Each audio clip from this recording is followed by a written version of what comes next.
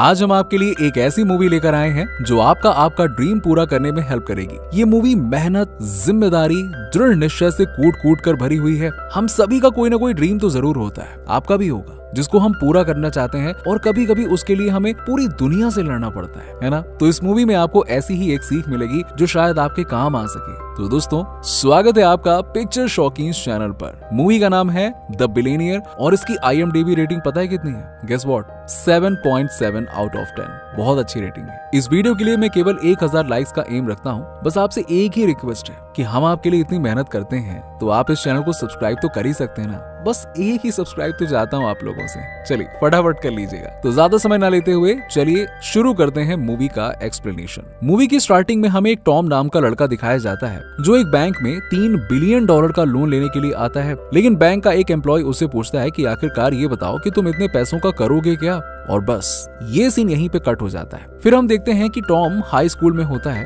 और अपने स्कूल के दिनों में कंप्यूटर गेम्स में बहुत एक्सपर्ट होता है और केवल अपने इसी स्किल्स की वजह से वो बहुत पैसे भी कमाता है। लेकिन इसकी वजह से उसका अपनी पढ़ाई में बिल्कुल मन नहीं लगता है। लेकिन अपने कमाए हुए पैसों से वो अपने लिए एक कार खरीद लेता है और उस कार को लेके वो अपने स्कूल भी जाता है जहाँ सारे बच्चे उसकी न्यू कार को देखने लगते हैं। यहाँ टॉम की एक गर्लफ्रेंड भी होती है जिसका नाम जिन होता है। वो भी उसकी न्यू कार को देखकर बहुत खुश हो जाती है। अब शाम को टॉम अपने घर आता है तो उसके पेरेंट्स उसकी न्यू कार को देखकर खुश नहीं होते हैं बल्कि नाराज हो जाते हैं, क्योंकि टॉम के फादर का कहना था कि तुम्हें पहले अपनी पढ़ाई पर ध्यान देना चाहिए। और यहाँ टॉम और उसके फादर में बहस होने लगती है। लेकिन टॉम पर इन सब बातों का कोई असर ही नहीं होता है और टॉम ऐसे ही अपने कंप्यूटर गेम्स में बिजी रहता है, जिस वजह से उसके मार्क्स बहुत कम आते हैं और इन्हीं सब रीजंस की वजह से उसका किसी भी गवर्नमेंट यूनिवर्सिटी में एडमिशन नहीं हो पाता है। लेकिन टॉम को अभी भी कोई फर्क नहीं पड़ता है। अब एक दिन टॉम बाहर से गेम खेलकर अपने घर वापस आता है जहां उसके फादर उसको एक प्राइवेट यूनिवर्सिटी में एडमिशन लेने के लिए बोलते हैं। लेकिन प्राइवेट यूनिवर्सिटी में एडमिशन लेना बहुत महंगा होता है और इसी बात की वजह से टॉम के माता पिता में बहस होने लगती है। अब टॉम भी वहाँ पे खड़ा होता है तो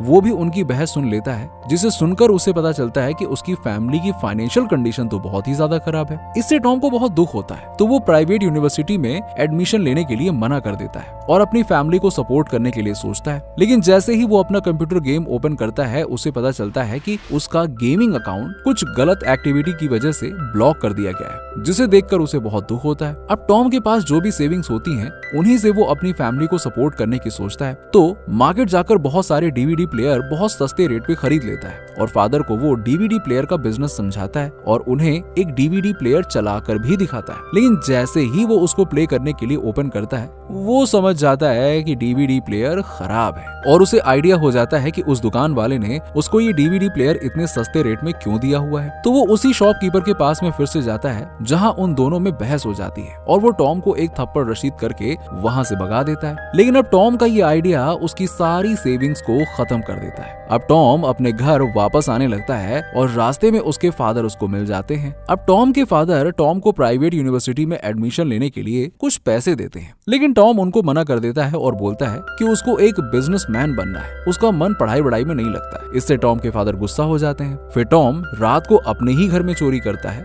और एक गोल्ड की ज्वेलरी को चुरा लेता है और अपने आप से एक प्रॉमिस भी करता है कि वो इसको एक दिन वापस जरूर करेगा और अगले दिन मार्केट में जाकर फिर उसको बेच देता है। और फिर वो एक एग्जीबिशन में जाता है जहां वो एक चेस्टनट बनाने वाली मशीन को देखता है और जब वो चेस्टनट खाकर देखता है तो वो उसको इतने पसंद आते हैं कि वो अपने मन में सोच लेता है कि अब वो इन्हीं का बिजनेस करेगा। फिर वो उस मशीन को खरीद लेता है और मार्केट जाकर बहुत सारे शॉपकीपर से मिलता है और उनसे चेस्टनट बनाने के तरीके को भी सीखता है। अब वो खुद भी चेस्टनट बनाता है। सबसे पहले तो वो अपने माता पिता को चेस्टनट टेस्ट करवाता है जिन्हें वो बहुत अच्छे लगते हैं। अब वो अपने अंकल को साथ में रख लेता है और दोनों मिलकर एक मॉल में अपना चेस्टनट का स्टॉल लगा लेते हैं। लेकिन वहाँ उनकी बिक्री बहुत कम होती है, जिससे अंकल और टॉम दोनों ही दुखी थे। लेकिन टॉम इतनी जल्दी हिम्मत हारने वालों में से नहीं था, तो वो मार्केट जाकर अपने चेस्टनट को बेचने की तरकीब सीखने लगता है और अपने चेस्टनट के प्राइस को औरों से सस्ता करके बेचने लगता है, जिससे उसका बिजनेस ठीक ठाक चलने लगता है। लेकिन ये खुशी भी उसकी ज्यादा दिनों तक टिकती नहीं है, क्योंकि उसके चेस्टनट बनाने वाली मशीन से जो धुआं निकलता था उससे उस मॉल की छत काली पड़ने लगी थी। तो तभी वहाँ पे उस मॉल का मालिक आता है और टॉम से बोलता है,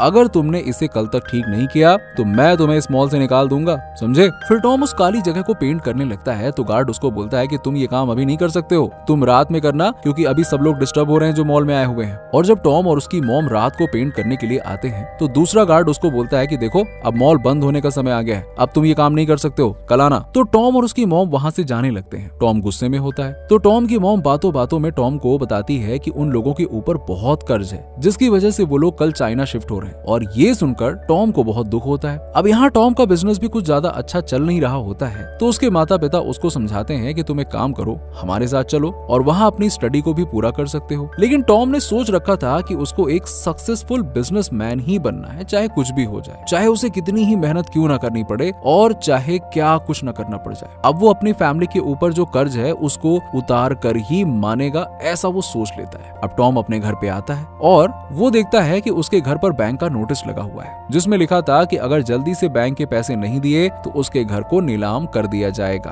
और ये देखकर टॉम बिल्कुल टूट जाता है और बहुत दुखी होता है। और उसी शाम को उसकी गर्लफ्रेंड दिख जाती है जिसको वो हक कर लेता है और रोने लगता है। फिर उसकी गर्लफ्रेंड उसको घर ले जाने लगती है और रास्ते में उसको वो फ्राइड सी फूड खिलाती है जो टॉम को बहुत पसंद आते हैं। अब टॉम के दिमाग में उनको बेचने का आइडिया आता है तो वो एक प्रोफेसर के पास जाता है और उनसे पूछता है कि एक खाने के आइटम को किसी पैकिंग में कैसे रख सकते हैं। तो प्रोफेसर भी उसकी हेल्प करती है और उसको पूरा का पूरा प्रोसेस समझा देती है। अब ये सब जानकारी मिलते ही उसने अपने पुराने बिजनेस का सारा सामान बेच दिया और उन पैसों से सी फूड का सामान खरीद लिया और अपने अंकल के साथ उनको प्राइड करने में लग गया। लेकिन बहुत बार ट्राई करने के बाद भी वो सी फूड बिल्कुल बेकार ही बन रहे थे जो खुद अंकल और टॉम को पसंद नहीं आ रहे थे। और अब सी फूड पूरी तरह से खत्म हो चुके थे और अब और सी फूड खरीदने के लिए उसने अपने सारे इलेक्ट्रॉनिक्स आइटम्स को भी बेच दिया। अब यहाँ हम देखते हैं कि बीच बीच में टॉम के अंकल टॉम को हमेशा सपोर्ट करते थे लेकिन वो उसको दुखी नहीं देख सकते थे तो वो उसको ऑलवेज मोटिवेट भी करते रहते थे। अब एक दिन टॉम अपने घर आता है और देखता है कि उसके अंकल वॉशरूम में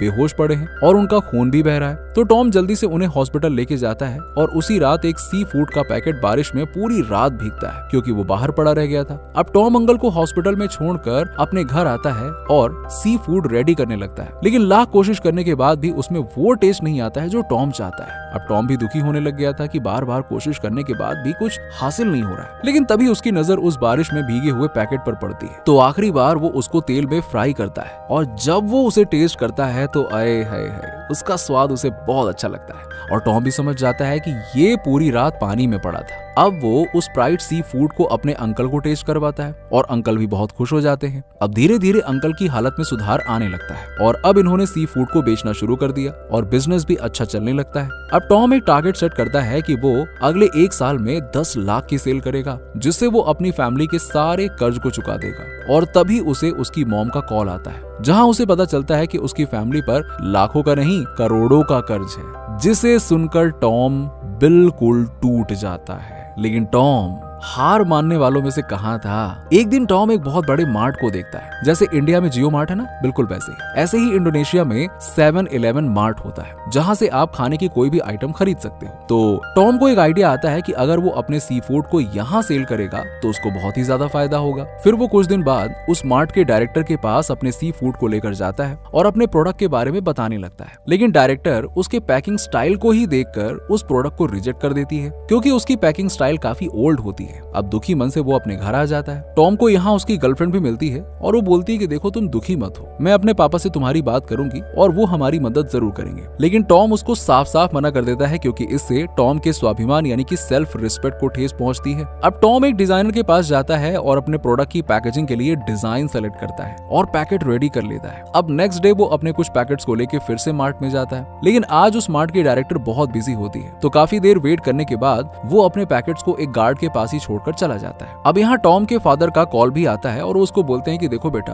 अभी भी टाइम है तुम्हारे पास, आ जाओ और अपनी स्टडी पर फोकस करो। लेकिन टॉम उनकी बातों पर ध्यान नहीं देता है। यहाँ ऑफिस में इतने सारे पैकेट्स देखकर सब लोग एक एक पैकेट ले लेते हैं और सबको वो प्राइड बहुत पसंद भी आता है। तो वहाँ की डायरेक्टर टॉम को एक मीटिंग के लिए बुलाती है। वो बोलती है कि हमें तुम्हारे प्रोडक्ट और उसकी पैकेजिंग बहुत पसंद आई है, इसीलिए हमें तुमसे इसके 1 लाख पैकेट चाहिए और हम लोग कभी भी तुम्हारी फैक्ट्री में आकर साफ सफाई की जाँच भी कर सकते हैं। अब ये सुनकर टॉम बहुत ही खुश हो जाता है, लेकिन इतने सारे पैकेट्स के लिए उसके पास ना तो पैसा होता है और ना ही कोई फैक्ट्री। अब इसके लिए टॉम एक बैंक में जाता है और यही सीन हमें मूवी के स्टार्टिंग में दिखाया जाता है, जहां वो $3 बिलियन के लोन की रिक्वेस्ट करता है, लेकिन बैंक का मैनेजर उसको मना कर देता है क्योंकि उसकी फैमिली पर पहले से ही बहुत कर्ज होता है, करोड़ों वाला, और उसका रिकॉर्ड भी बहुत खराब होता है। अब टॉम दुखी हो जाता है तो टॉम अपनी कार को बेच देता है और अपने फादर की पुरानी शॉप को खोल लेता है और अपने काम को करने में लग जाता है। और जब वो अपने इस काम को कर रहा था तो एक दिन वो एक मेट्रो स्टेशन पर देखता है कि उसकी गर्लफ्रेंड किसी और लड़के के साथ घूम रही है, क्योंकि टॉम ने अपने बिजनेस की जिद में कभी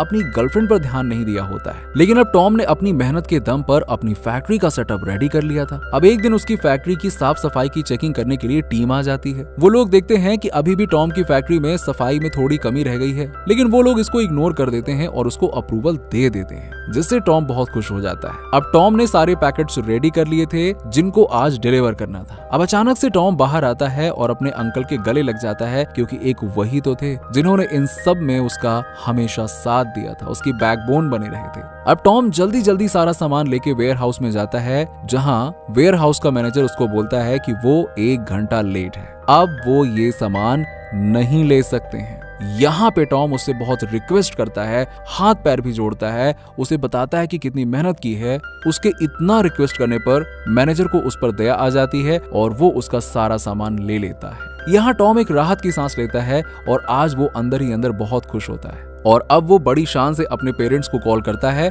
और बोलता है कि अब आप लोग यहाँ पे आकर रह सकते हो, मैंने सब कुछ सही कर दिया है। अब हमें 2 साल बाद की कहानी दिखाई जाती है, जहां टॉम एक बहुत बड़ा बिजनेसमैन बन चुका है और अपनी मेहनत के दम पर उसने अपनी फैमिली का सारा कर्जा चुका दिया होता है। और कुछ ही सालों में टॉम अपनी कंट्री का यंगेस्ट बिलियनियर बन चुका होता है। दोस्तों, आपको क्या लग रहा है कि कोई फिल्मी कहानी है, किसी ने बैठ के ऐसे पेपर पे लिख दी होगी? नहीं, ये वाकई में एक ट्रू स्टोरी है। आप सोचो कि इसने कितनी मेहनत की होगी, कितने धक्के खाए होंगे, कितना कुछ सहा होगा और अंदर अंदर कितना कुछ महसूस किया होगा। मैं जानता हूँ कि आपका भी कोई ना कोई ड्रीम तो जरूर होगा जिसके पीछे आप भाग रहे होंगे और जिसके पीछे भागने के चक्कर में कई बार आपकी रात की नींद गायब हो जाती होगी, दिन का चैन खो जाता होगा। लगे रहिए, कोशिश करते रहिए, यही सबसे बड़ी जिद होती है। पर हाँ, उससे पहले अपना ड्रीम नीचे हमें कमेंट बॉक्स में जरूर बताइएगा और वीडियो कैसी लगी ये भी बताइएगा। वीडियो को लाइक कीजिएगा और हाँ, चैनल को सब्सक्राइब जरूर कर लीजिएगा। Till then, take care and thanks for watching.